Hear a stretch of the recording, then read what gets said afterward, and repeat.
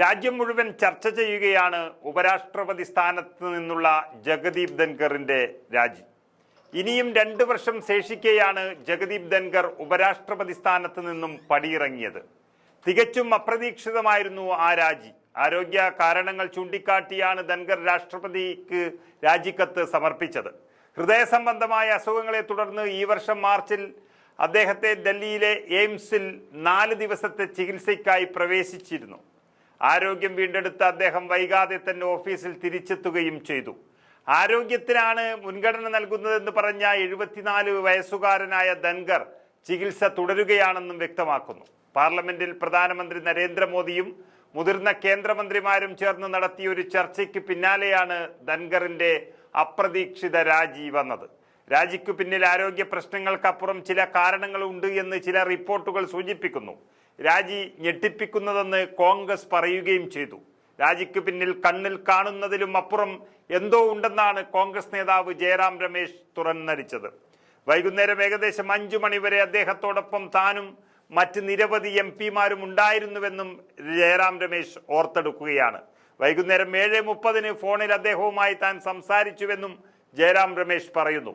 ജഗദീപ് ധൻഖറിന് അദ്ദേഹത്തിന്റെ ആരോഗ്യത്തിന് മുൻഗണന നൽകേണ്ടതുണ്ട് എന്ന് പറഞ്ഞ ജയറാം രമേശ് അപ്രതീക്ഷിത രാജിയിൽ കണ്ണിൽ കാണുന്നതിലും അപ്പുറം എന്തോ ഉണ്ടെന്നാണ് ഇപ്പോൾ ഊഹാപോഹങ്ങൾക്ക് സമയമില്ല എന്ന് പറഞ്ഞുകൊണ്ട് അദ്ദേഹം വ്യക്തമാക്കിയത്. സർക്കാരിനെയും പ്രതിപക്ഷത്തെയും ഒരുപോലെ കാണുന്ന വ്യക്തിയായിരുന്നു ജഗദീപ് ധൻഖർ. ചൊവ്വാഴ്ച ഉച്ചയ്ക്ക് 1 മണിക്ക് ബിസിനസ് അഡ്വൈസറി കമ്മിറ്റിയുടെ ഒരു യോഗം അദ്ദേഹം തന്നെ നിശ്ചയിച്ചതാണ്.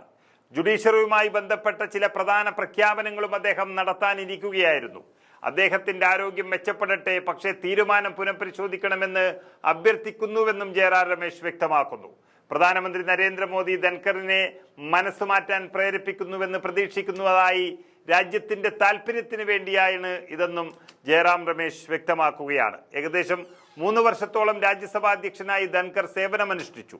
ജൂലൈ 23 ജയ്പൂരിലേക്ക് നടത്തുന്ന തന്റെ ഔദ്യോഗിക യാത്രയെക്കുറിച്ച് തിങ്കളാഴ്ച വൈകുന്നേരം അദ്ദേഹത്തിന്റെ ഓഫീസ് പ്രസ്താവന പുറത്തിറക്കിയിരുന്നു. ജസ്റ്റിസ് യശ്വന്ത് വർമ്മയെ ഇംപീച്ച് ചെയ്യണമെന്നാവശ്യപ്പെട്ട് 50-ലധികം MP-മാർ ഒപ്പിട്ട കത്ത് ലഭിച്ചതായി ധൻഖർ രാജ്യസഭയെ അറിയിക്കുകയും ചെയ്തു. രാജ്യസഭയിൽ ലഭിച്ച കത്ത് പ്രതിപക്ഷ MP-മാർ മാത്രമാണ് ഒപ്പിട്ടിരുന്നത്.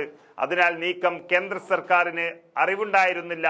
തുടർന്ന് ആ വിഷയത്തിൽ മുന്നോട്ടു പോകാൻ ധൻഖർ സെക്രട്ടറി ജനറലോട് നിർദ്ദേശിച്ചു. ഇതിന് പിന്നാലെയാണ് രാജിവാർത്തയും പുറത്തു വന്നത്.